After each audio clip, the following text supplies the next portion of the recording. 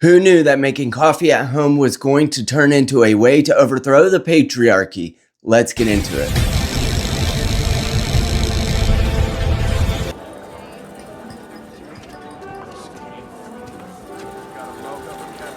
Welcome back to the channel where this grumpy psychologist and father of four takes a conservative perspective at commercials and other things going on in the culture. If you would, please like, share, and subscribe, and let's get into exactly why making a Kitchenaid coffee at home turned into one of the worst commercials I've ever seen. Mocha for Kevin. Mocha for Kevin. Mocha. Kevin.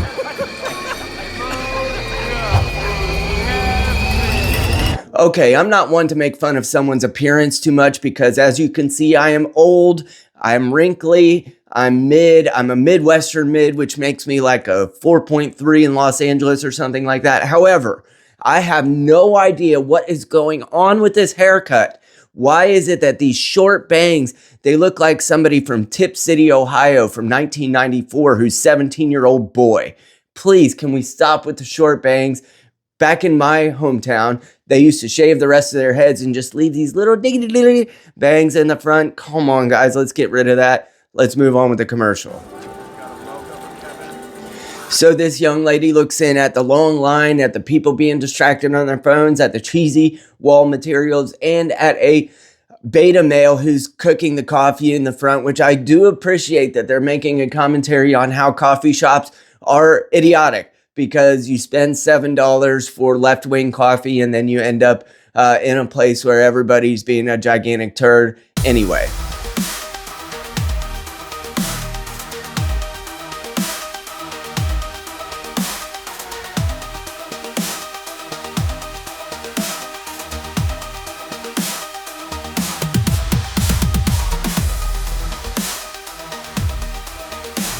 So then the woman runs up to the front of the coffee shop in her Chuck Taylor Converse All-Star shoes and begins kicking things off of the counter. And then it becomes a full revolution as all of the other people in the coffee shop begin to do much the same, throwing things around. And of course, this is not an accidental commentary on overthrowing the systems that are in place, such as governmental systems or institutions that are within society that the left-wing director of this commercial didn't like. So this is the very fundamental and traditional Marxist worldview, and I don't think that this is an accident. When this comes out of Hollywood, they are absolutely trying to signal overthrow, overthrow, overthrow.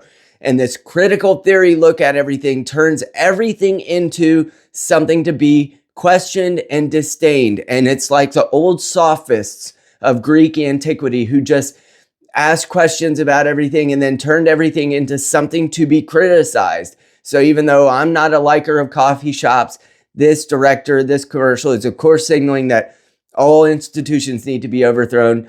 Do not underestimate or be naive about the signal that they're sending us here.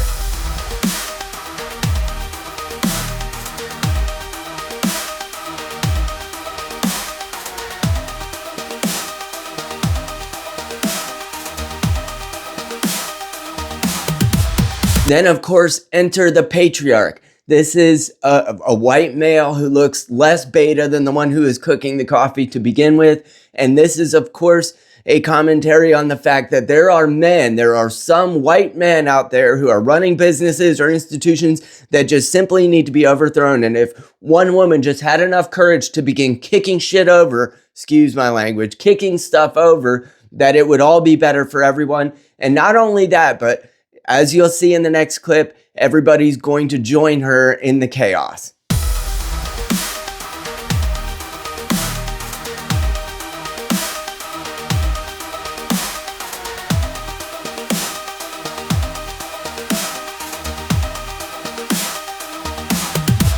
All right, then you see this young woman begin swinging from the rafters. There are dogs flying everywhere. There's stuff being kicked around, and it looks like a Sepultura concert that I went to back in 1998. However, this is, of course, not... This is actually what happens when you take critical theory into the public, into society.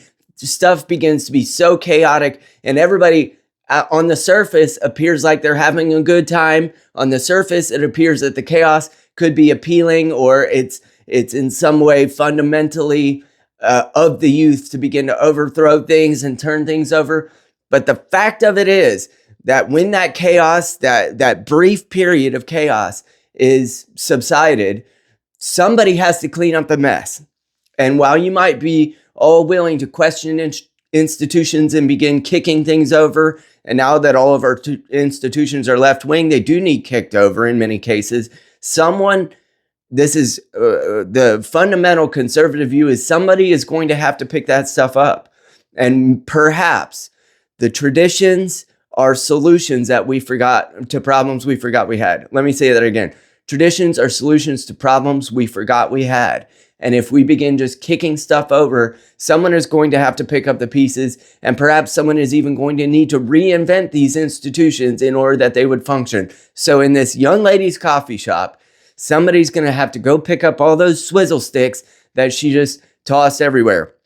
And everyone joins in the fun. And again, it looks like a mosh pit from 1998. However, this commercial is indicative of how idiotic this critical theory culture is. And the director of this commercial didn't think about, well, the fact that, this was going to need to be cleaned up by someone. And it's a naked allegory on what they think about society writ large. Now, I do enjoy a Kitchenaid product because my wife uses it to make so many delicious baked goods I'm sure my mom uses one too, to make so many baked goods out of our homestead, homeschool home that we have here. And I'm very grateful to Kitchenaid. However, I'm very ungrateful for the bangs in this commercial, for the clangs in this commercial, and for all of the wangs that they're trying to cut off in this commercial. And it's time for us to say no to products that are saying no to society. And Kitchenaid may have not done this on purpose, but they sure did it allegorically, even if it wasn't intentional. If you can get behind a rant like this, and happy Thanksgiving to everyone, 2026 is going to be a good year. Please like, share, and subscribe. I'll talk to you soon.